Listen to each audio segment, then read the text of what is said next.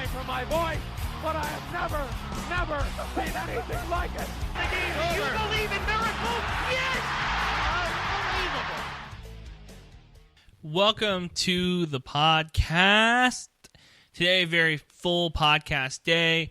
Lot of NFL stuff we're going to get into on this one, but of course, I got to tell you about our NBA one. We're breaking down the best players of the 2000s. We did 67 through 53, talked about a couple Hall of Famers, and also 3 television podcasts out today talking about different shows that we've watched during this quarantine. So, hope you guys are all safe. Hope you guys are all clean. Please stay away from one another. Social distancing is very important right now, especially with everything happening in the world. If you can, please stay inside. Listen to this podcast. A lot of great content. So, a lot of NFL stuff. I want to talk a little bit about the Rams' new logo. I want to talk about the Cowboys losing an offensive lineman and what that's going to mean for them. But first, I got to talk a little bit more about this Brady-Belichick split. Since Brady announced it earlier last week that he was going to become the newest quarterback of the Tampa Bay Buccaneers, we've done a little bit talking about on this podcast. Yesterday, I talked about Jameis Winston, how I liked his place among the NFL's best when it comes to free agents. We talked about Belichick. We talked about Tom, who has more of a chip on their shoulder. But now we're getting more about the breakup. It's kind of like when the guy and the girl in your class, the prom king and queen of the class, finally split up. Even if you're the most laissez-faire, I don't really care what the popular kids are doing, you still want to know. Homeroom's still a buzz about why Tom and Bill broke up. Seth Wickersham of ESPN has been on it since the beginning, so a lot of his reporting has been spot on. It's one of those things where, in hindsight, you look at what was happening and you can say, that is a big indicator. That was a big red flag. And in the moment, I think a lot of people in Boston, I know myself, not in Boston, but I agreed with a lot of their local writing saying, maybe this national guy, does he really know what he's talking about? Are we sure we're going to take a national writer over the guys who cover the team 24/7? Well, in this case, we should have, because Wickersham had the inside sources. He was talking to guys around the Patriots. I think he had some pretty good sources in Brady's camp as well. And now you look back on what caused the breakup. Well, according to Wickersham, according to his reporting, it seems that this can go all the way back to Deflategate, how Tom Brady really wanted the Patriots to stick up for him. He wanted them to step up and say, hey, wait a second, this isn't a big deal. Leave our quarterback alone. But instead, I think we all remember Belichick did an entire science project to the media showing about air pressure and ball pressure and talked about heating and cooling and what that does to a football. This guy was trying to teach a 5th grade science class at that podium. And I think we all remember that press conference. Didn't sit well with Brady. Probably wasn't his favorite moment in his relationship with Belichick. Another thing we might remember is the sideline when Butler picks off the pass against the Seahawks. And you can watch it over and over and over again. I remember it being a point of contention during the offseason. You see Jimmy Garoppolo, quarterback with the Patriots at the time, coming up and trying to celebrate with Brady. Brady giving him the stink eye, wanting nothing to do with him. Look, you can pretend to be nice. You can pretend to have great relationships. According to Belichick and Tom going into this Super Bowl, they talked about how much they were rooting for Garoppolo, how much they were rooting for Kyle Shanahan. It's well documented that Belichick and Mike Shanahan, Kyle's dad, have a really good relationship. They're in the fraternity of coaches.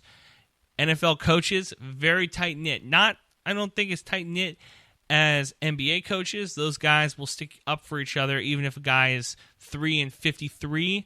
NBA coaches will pretend that it's some sort of tragedy and travesty that this guy can get fired. How is he getting fired? It's the players that aren't playing for him. It's not the coaching. The NFL is a little different than that, but they still stick up for one another. I still think that they have a pretty tight-knit group. It wouldn't shock me Granted, a lot of these guys are older. You're looking at 50s, 60s, 70s for some of these head coaches. It would not shock me if they have a text thread going anytime during the offseason. These guys are probably watching film together. It's just not as talked about as when a quarterback and a wide receiver go out to Malibu and practice. Okay? We get a lot more excited watching players practice with each other than watching coaches watch film together. But I promise you, I would be shocked if a guy like Belichick hadn't or wasn't watching film with the Shanahans. So they both claimed that they were really happy for Kyle going into the Super Bowl, happy for Jimmy Garoppolo, but we knew that the seeds were planted. We knew that Brady wanted to play into his mid to late 40s. We knew that his entire career, he'd always been a backup quarterback. When he got that starting job, he's one of the guys, like I think all of us are. Once you get something, you don't give it up. Once you get the job you want, you don't give it up. That's why guys like me are stuck behind podcast microphones and not in front of your live radio broadcast.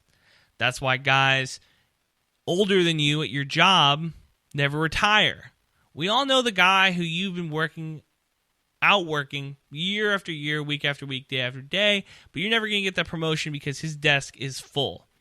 Okay? There's only so high you can go up in the company. And that's what happened to Garoppolo. Garoppolo only could get so high because Belichick didn't have the okay to get rid of Brady, and Brady wasn't going to release that quarterback room from his grasp. And it's also rumored, Wickersham also wrote that it was rumored that Belichick was calling around, not trying to trade Garoppolo that offseason, just trying to trade Brady. You can go back and read his reporting on ESPN.com, but I would just like to put it out there right now. That would be the most unceremonial divorce in sports history, in professional sports history. For the quarterback to win 6 titles, well, I think it was 5 titles at the time, to win 5 titles, the most of an NFL quarterback, to win that amount, to be that type of icon in a city like Boston, an area like New England, and then for your head coach to say, well, we can get rid of him. That is incredible. Most unceremonial divorce probably of all time. But they don't get rid of Brady. Robert Kraft steps in, says, okay, you can get rid of Garoppolo if you want, but you can't get rid of Brady. Then they do. They get rid of Garoppolo. Garoppolo, of course, plays in a Super Bowl. Brady wins a Super Bowl last year, or 2 years ago, I should say. And everything's history. Now you look back on it, what could have they done differently? I don't think they would have done anything differently. I think Brady wanted the Patriots to want him. I think he wanted them to mortgage the farm and say, look at other professional athletes. Okay? Kobe Bryant got a lifetime deal with the Lakers. Even though it crippled the Lakers' salary, even though the Lakers weren't competitive, Kobe got that lifetime deal because of what he had done for the organization, winning 5 titles, being an icon. That is what Brady was to the Patriots. Before Brady, the time before Brady, I know it's a long time, 20 years. Before Brady and after Brady are going to be 2 eras in New England sports history. Before Brady, the Red Sox weren't winning titles. The Bruins weren't great. The Celtics were good in the 80s, but they had been struggling in the 90s and early 2000s. After Brady, Boston's title town. They weren't winning titles before the Patriots won some titles. And I'll say this. I don't have any proof. This is just something I know in my gut. When your NFL team is winning, everything else is sweeter. If the baseball team stinks, if the basketball team can barely field a team, if the football team is winning in the town feels like a winning city. Okay? If your NBA team is winning some games, if your baseball team has won some titles, people feel good. Things are going good, but I'll tell you what, the Warriors winning 2 titles back-to-back, that was great. NBA fans loved it in the Bay Area. But I'll tell you what they loved more. The 49ers going to the Super Bowl. The 49ers competing in NFC championship games. Bay Area fans loved that a lot more than the Warriors winning titles. I can promise you. Was it fun to watch the 15-16 Warriors win 73 games? Hell yeah, it was. But I'll tell you what, if the 49ers had won a Super Bowl, that would have felt like second class, the Warriors winning that many games. The Bears, winning those games. The only guy this is different for is, of course, Jordan. Jordan changed everything.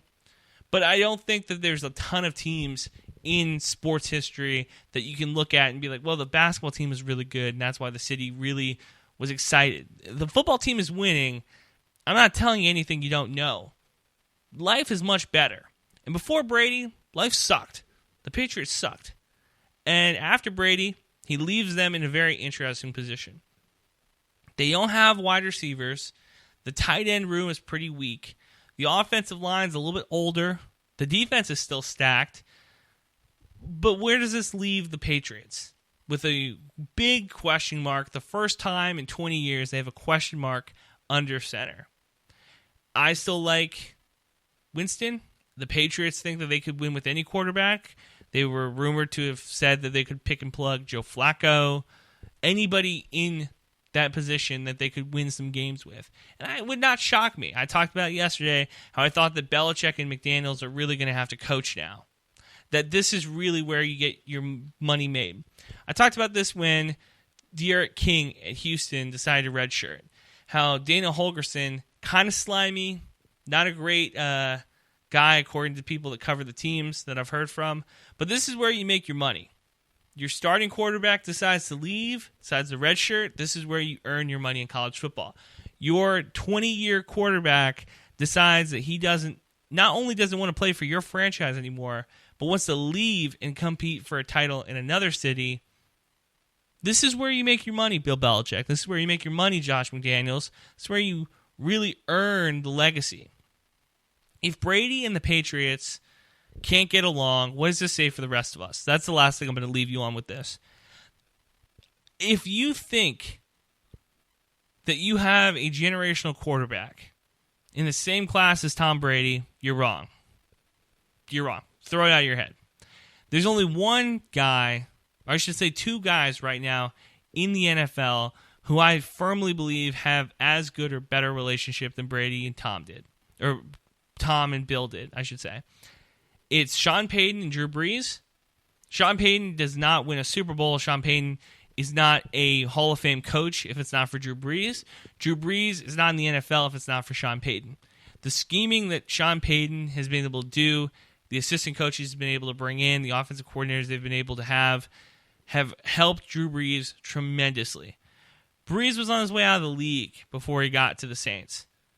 Sean Payton wasn't going to have more seasons. He wasn't going to be the Saints head coach for much longer if Drew Brees doesn't pop on the scene and explode. So their relationship, I think, is one of the better ones in the NFL. The other guy, the other tandem, I think, that have as better or better relationship than those two are the defending Super Bowl champion Andy Reid and Patrick Mahomes. Patrick Mahomes would be successful anywhere. Andy Reid could make me an NFL quarterback. But together, they make one of the best duos in NFL history. And look, we've already talked about Belichick and Brady, how that was the standard. It's going to be the standard forever. They've reset the bar. You might want to say Walsh and Montana, Parcells, and maybe somebody. You can pick a quarterback. Nobody will ever be better than Belichick and Brady. Winning 6 titles, playing in all those Super Bowls, being competitive every year, nobody will ever surpass that. But I think currently, with those two breaking up, you need to take some stock as an NFL fan in your relationship with your quarterback and your coach. Like right now, I think that even though Belichick and Brady break up, I still think the worst relationship in the NFL right now is with Watson and Bill O'Brien. With Watson tweeting that, he might not be around forever. Look, if you're a Texans fan, you know Bill O'Brien is the reason that the team sucks. You know that Watson's the reason the team goes. Pick it outside the stadium. Do something, because you can't lose Watson. That's going to do it for this segment. So moving on to the Rams' new logo. It came out yesterday. It stinks. Nobody likes it. That's about all you need to know. If you're in Texas, San Angelo Rams, that's what the logo looks like. If I'm San Angelo, if I have a little bit of money, if I want to make some money, I sell my rights to Los Angeles and say, look, this is how you make the logo work. If you want to make a ton of money, you sue them and you try to sue them for copyright infringement. That's probably what I would do. That's how bad this logo looks. It looks like a D2 college logo. Moving on to the Cowboys, and this will wrap up the podcast. They lose offensive lineman, their center, at 29 years old, Travis Frederick. Frederick, you might remember, playing a couple games for the Cowboys over the last few seasons. He got injured, got a little bit banged up. He leaves the Cowboys in a weird spot. The Cowboys had one of the best offensive lines a handful of seasons ago. About 5 years, they had the best offensive line. They made DeMarco Murray a multi-millionaire running back. They could make any running back work. Now you look at it, Dak Prescott gets franchise tagged. Okay. Ezekiel Elliott didn't have a great season last year. Now you lose your starting center. The title window for the Cowboys that started in 2014 really, I think, has been closing rapidly. And as much as I don't hate Dak Prescott, I don't think that he's a terrible quarterback. I think that there's a lot of room for him to grow. But losing your starting center stinks. It's going to be rough. And with this coronavirus, you don't know when you're going to get more practice time with everybody being quarantined. You don't know when you're going to get a little bit more under center reps. They play a lot of plays out of shotgun. But still, Frederick was a good blocker. And losing him is going to be something that I would keep my eye on if you're a Cowboys fan. If you're just an NFL fan in general, keep an eye on who the Cowboys draft in this upcoming draft. Because if they go offensive lineman early, then that shows that they're a little bit worried about it too. I would not be shocked if they drafted 2 offensive linemen early in this draft, in the second and, say, 4th or 5th round. It would not surprise me at all. Cowboys are going to be the team. It's a make or break year. If Dak Prescott doesn't get it done this year, they're going to draft a quarterback in next offseason.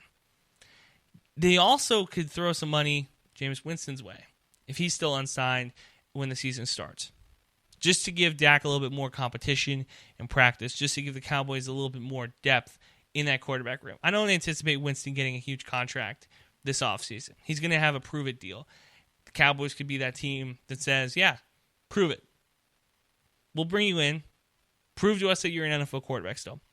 All right, that's going to do it for the show. Watch a lot of TV. We broke down a bunch of TV shows. Those podcasts are up for you as well, so you're going to want to check those out. Tomorrow, talking a little bit about the NL West and, of course, all the other news and notes for the week. Alexander Haynes coming on later this week to talk to us about the coronavirus and all the current events stuff, so you're going to want to check that out. Ton of fun. Ton of fun coming up. So, that's going to do it for the show. I'll talk to you guys tomorrow.